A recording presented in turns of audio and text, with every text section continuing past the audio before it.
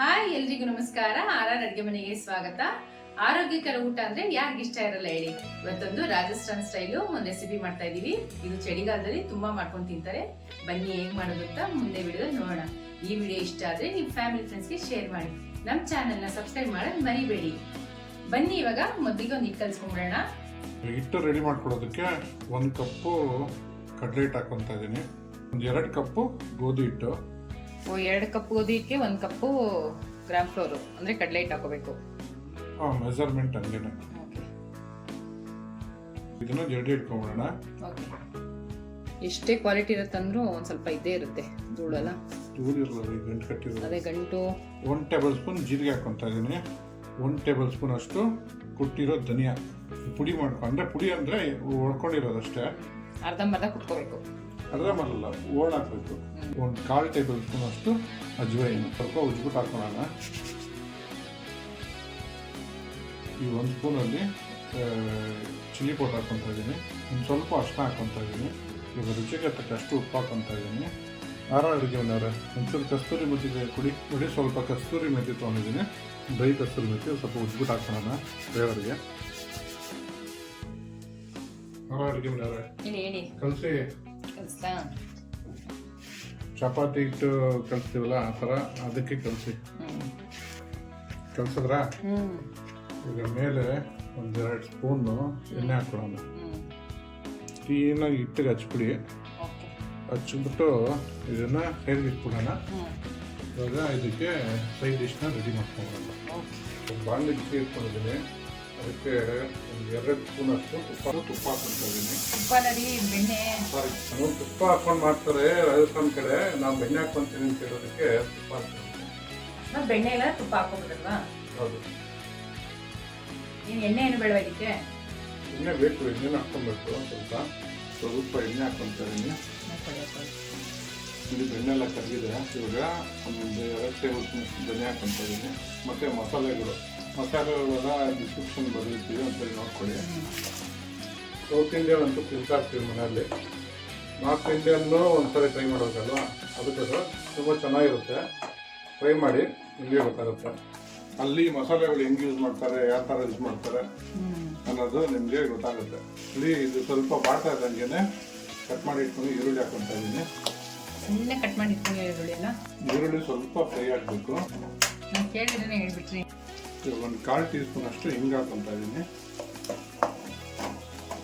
ಈರುಳ್ಳಿ ಚೆನ್ನಾಗಿ ಬಾಡಿದೆ ಅಲ್ಲ ಇವಾಗ? ಈರುಳ್ಳಿ ಎಲ್ಲ ಚೆನ್ನಾಗಿ ಬಾಡಿದೆ. ಇವಾಗ ಇದಕ್ಕೆ ಸ್ವಲ್ಪ ಕಸು ಹಾಕೊತಾ ಇದ್ದೀನಿ. ಒಗ್ಗರಣೆಗೆ ಕರ್ಬೇವು ಇಲ್ಲ ಅಂದ್ರೆ ಕಂಪ್ಲೀಟ್ ಆಗಲ್ಲ. ಅಲ್ಲ ಹಾಕೊಳ್ಳಲ್ಲ, ಅವ್ರು ಹಾಕೊಳ್ಳೋದಿಲ್ಲ, ನಾವು ಹಾಕೊತಾ ಇದೀವಿ ಅಷ್ಟೇ ಕರ್ಬೇವನ್ನ. 1-2 ಟೇಬಲ್ ಸ್ಪೂನ್ ಅಷ್ಟು ಜಿಂಜರ್ ಗಾರ್ಲಿಕ್ ಪೇಸ್ಟ್ ಹಾಕೊತಾ ಇದ್ದೀನಿ. ಸ್ವಲ್ಪ ಎಣ್ಣೆಲಿ ಫ್ರೈ ಮಾಡ್ಕೊಳ್ಳೋಣ. ಇನ್ನು ಇದಕ್ಕೆ ಮಸಾಲೆ ಪದಾರ್ಥಗಳು ಹಾಕಿಲ್ಲ, ಅವಾಗಲೇ ಘಮ ಅಂತ ಇದೆ ಮನೆಯೆಲ್ಲ. ಜಿಂಜರ್ ಗಾರ್ಲಿಕ್ ಪೇಸ್ಟ್ ಎಲ್ಲ ಸ್ವಲ್ಪ ಬಾಡಿದೆ. ಇವಾಗ 3 ಟೊಮೊಟೊ ಪ್ಯೂರಿ ಮಾಡಿ ಇಟ್ಕೊಂಡಿರೋದು ಹಾಕೊತಾ ಇದ್ದೀನಿ. ನಾರ್ತ್ ಇಂಡಿಯನ್ ಫುಡ್ಡು ತುಂಬ ಚೆನ್ನಾಗಿರುತ್ತೆ ಒಂದೊಂದು. ಯಾಕಂದ್ರೆ ಸೌತ್ ಇಂಡಿಯನ್ ಯಾವಾಗ ತಿಂತಾ ಇರ್ತೀವಲ್ಲ, ಒಂದ್ಸರಿ ನಾರ್ತ್ ಇಂಡಿಯನ್ ಮಾಡ್ಕೊಂಡು ಈ ಥರ ಮಾಡ್ಕೊಂಡು ತಿಂದಾಗ ತುಂಬ ಚೆನ್ನಾಗಿರುತ್ತೆ. ನಾರ್ತ್ ಇಂಡಿಯನ್ ಸ್ಟೈಲ್ ಜಾಸ್ತಿ ಈ ಥರ ಧನಿಯಾ ಎಲ್ಲ ಬಳಸ್ತಾರಲ್ವಾ? ಧನಿಯಾ ಬಳಸ್ತಾರೆ ಅವ್ರು, ಹಂಗೆ ಅವ್ರ ಸ್ಟೈಲು ಮಾಡ್ತಾರೆ. ಈರುಳ್ಳಿ ಟೊಮೊಟೊ ಎಲ್ಲ ಒಂದ್ಸರಿ ಕುದಿ ಬಂದ ತಕ್ಷಣ 1/4 ಕಪ್ ಅಷ್ಟು ಹಸಿ ಬಟಾಣಿ ಹಾಕೊತಾ ಇದ್ದೀನಿ. ಇದು ಪ್ರಿಪ್ರೇಷನ್ಗೆ ಒಂದು 15 ನಿಮಿಷ ಬೇಕಾಗುತ್ತೆ. ಇದನ್ನ ಮಾಡ್ಕೊಳಕ್ಕೆ ಒಂದು 15 ನಿಮಿಷ. ಟೋಟಲ್ ಒಂದು ಅರ್ಧ ಗಂಟೆ ನೀವು ಕ್ವಿಕ್ಕಾಗಿ ಮಾಡ್ಕೊಂಬಿಟ್ರೆ ಮಧ್ಯಾಹ್ನ ಊಟಕ್ಕೆ, ಇನ್ನು ರಾತ್ರಿ ಊಟಕ್ಕೆ, ಇಲ್ಲಿ ಯಾರು ಗೆಸ್ಟ್ ಬಂದಾಗ ಒಂದು ಒಳ್ಳೆ ರೆಸಿಪಿ ಆಗುತ್ತೆ. ಇಲ್ಲಿ ಟೊಮೊಟೊ ಪ್ಯೂರಿ ಎಲ್ಲ ಸ್ವಲ್ಪ ಫ್ರೈ ಆಗ್ತದಂಗೆ 1/4 ಟೇಬಲ್ ಸ್ಪೂನ್ ಅಷ್ಟು ಅರಿಶಿನ ಹಾಕೊತಾ ಇದ್ದೀನಿ. 2 ಟೇಬಲ್ ಸ್ಪೂನ್ ಅಷ್ಟು ಧನಿಯಾ ಪೌಡರ್ ಹಾಕೊತಾ ಇದ್ದೀನಿ. 1/2 ಟೇಬಲ್ ಸ್ಪೂನ್ ಅಷ್ಟು ರೆಡ್ ಚಿಲ್ಲಿ ಪೌಡ್ರು. ಬಿಡಿ, ಇದು ಒಳ್ಳೆ ಕಲರ್ ಬರಬೇಕು ಅಂದರೆ ಬ್ಯಾಡಗಿ ಮೆಣಸಿನ್ಕಾಯಿನ ನೆನೆಸಿ ಪೇಸ್ಟ್ ಮಾಡಿ ಇಟ್ಕೊಂಡಿದ್ದೀವಿ, ಅದನ್ನು ಹಾಕೊತಾ ಇದ್ದೀನಿ. ಅವಾಗಲೇ ನಿಮಗೆ ಇದು ಒಳ್ಳೆ ಕಲರ್ ಬರೋದು. ಇವಾಗ ಇದನ್ನೆಲ್ಲ ಒಂದ್ಸರಿ ಮಿಕ್ಸ್ ಮಾಡ್ಕೊಂಬಿಡೋಣ. ಇವಾಗ ಇದಕ್ಕೆ 200 ಗ್ರಾಮ್ ಅಷ್ಟು ಮೊಸರು ಹಾಕೊತಾ ಇದ್ದೀನಿ. ಮೊಸರು ಹಾಕೊಬೋದು, ಇಲ್ಲಾಂದರೆ ಫ್ರೆಶ್ ಕ್ರೀಮರು ಹಾಕೊಬೋದು. ಅದು ಮಿಕ್ಸ್ ಮಾಡ್ಕೊಂಡು ಕಟ್ ಮಾಡಿ ಇಟ್ಕೊಂಡಿರೋ ಹೂಕೋಸು ಹಾಕೊತಾ ಇದ್ದೀನಿ. ಒಂದು ಹೂವು ಹಾಕೊಂಡಿದ್ದೀನಿ ಫುಲ್ಲು, ಮೀಡಿಯಂ ಸೈಜ್. ಸರಿ ಮಿಕ್ಸ್ ಮಾಡ್ಕೊಂಡು 1 ಟೇಬಲ್ ಸ್ಪೂನ್ ಅಷ್ಟು ಗರಂ ಮಸಾಲ ಹಾಕೊತಾ ಇದ್ದೀನಿ. ಮೇನ್ ಇದಕ್ಕೆ ರುಚಿಗೆ ತಕ್ಕ ಹಾಕೊತಾ ಇದ್ದೀನಿ. ಥರ ಅಡುಗೆ ಮಾಡೋ ಸಾಕ ಇನ್ನೊಂದ್ಸಲ ಹಾಕ್ಬೇಕು. ಚೂರು ಹಾಕಿ ಸಾಕು ಸಾಕು ಸಾಕು ಸಾಕು. ಸ್ವಲ್ಪ ಮಿಕ್ಸ್ ಮಾಡಿಬಿಡೋಣ. ಈಗ ಜಾಸ್ತಿ ತೊಳೆದಿರೋ ನೀರು ಹಾಕೊತಾ ಇದ್ದೀನಿ. ಥರ ಅಡುಗೆ ಮಾಡಿ ಇನ್ನೊಂಚೂರು ನೀರು ಹಾಕ್ರಿ. ಗಟ್ಟಿ ಇದೆ ಹಾಕ್ಲಾ? ಹಾಗೆ ಮಿಕ್ಸ್ ಮಾಡಿ ನೋಡೋಣ. ಇದಕ್ಕೆ ಮೇನು ಇನ್ನೊಂದು ಐಟಮ್ ಹಾಕ್ತಾರೆ. ಇವಾಗ ನೋಡ್ರೆ ಇದನ್ನು ಹಾಕ್ತಾರ ಅಂತ ಅನ್ಕೊಂತೀರಾ. ನಾನು ನಿಮ್ಗೆ ಹಾಕಿ ತೋರಿಸ್ತೀನಿ ಒಂದು ನಿಮಿಷ ನೋಡಿ. ಇವಾಗ ಲೈಟಾಗಿ ಕುದಿಯೋಕ್ಕೆ ಸ್ಟಾರ್ಟ್ ಆಗಿದ ತಕ್ಷಣ ಒಂದು ಆರೆಂಜ್ ಜ್ಯೂಸು ಅದನ್ನು ಹಾಕೊತಾ ಇದ್ದೀನಿ. ಇದೇ ಅಲ್ಲಿ ಮೇನು ಆರೆಂಜ್ ಜ್ಯೂಸ್ ಹಾಕಿ ಮಾಡ್ತಾರೆ ಇದನ್ನು. ಇದೇ ನಿಮಗೆ ಏನು ಸ್ವೀಟ್ ಬರಲ್ಲ. ಇದು ಈ ಥರ ಮಸಾಲೆಗಳೆಲ್ಲ ಹಾಕಿರ್ತೀವಲ್ಲ, ಅವರು ಈ ಥರ ಜ್ಯೂಸ್ ಹಾಕ್ಕೊಂಡು ಮಾಡ್ಕೊತಾರೆ, ಆರೆಂಜ್ ಜ್ಯೂಸ್ ಹಾಕ್ಕೊಂಡು. ಇವಾಗ ಇದನ್ನು ಮುಚ್ಚಿಕ್ಬಿಟ್ಟು ಒಂದು 5 ರಿಂದ 6 ನಿಮಿಷ ಇದನ್ನು ಬೇಗ ಬಿಟ್ಬಿಡೋಣ. ನೋಡಿ, ರೊಟ್ಟಿ ಹಿಟ್ಟು ಕಲಸಿಟ್ಟಿದ್ವಲ್ಲ ಅದು ರೆಸ್ಟ್ ಆಗಿದೆ. ಇವಾಗ ಕರಿ ಕುದಿಯೋಷ್ಟರಲ್ಲಿ ಇದನ್ನೆಲ್ಲ ಲಟ್ಸ್ಕೊಂಡು ಸುಟ್ಕೊಂಬಿಡೋಣ. ಬನ್ನಿ. ಆರ ಅಡುಗೆನವ್ರೆ ಹೆಂಗ್ ಲಟ್ಸ್ಬೇಕು ಹೇಳಿ ಇದನ್ನ? ಗೊತ್ತು, ಲಟ್ಸ್ತೀನಿ ಬಿಡಿ, ಹೇಳ್ಕೊಟ್ಟಿದ್ದೀರಲ್ಲ ನೀವು. ಸಾಕಲ್ವ ಎಷ್ಟಪ್ಪ ಉಂಡೆ? ಹಾಂ ಸಾಕು ತೊಗೊಳ್ಳಿ. ನೋಡಿ, ಈ ಥರ ಸ್ವಲ್ಪ ಡಸ್ಟ್ ಮಾಡಿಕೊಂಡು ಲಟ್ಸ್ಕೊಳ್ಳೋಣ.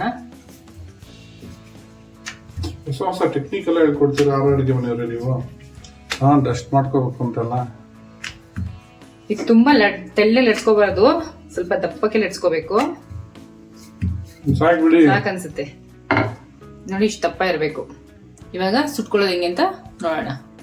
ನೋಡಿ, ಫುಲ್ಕ ಸುಡ್ತಾರಲ್ಲ ಆ ಥರದ್ದು ತಗೊಂಡು ಬಿಸಿ ಇಟ್ಕೊಂಡಿದ್ದೀನಿ. ಬಿಸಿ ಆಗಿದೆ, ಲಟ್ಸಿರೋದು ಅದಕ್ಕೆ ಹಾಕೊಂತ ಇದ್ದೀನಿ. ಆರ ಅಡುಗೆ ಮನೆಯವ್ರೆ ಸುಡು ಬನ್ನಿ.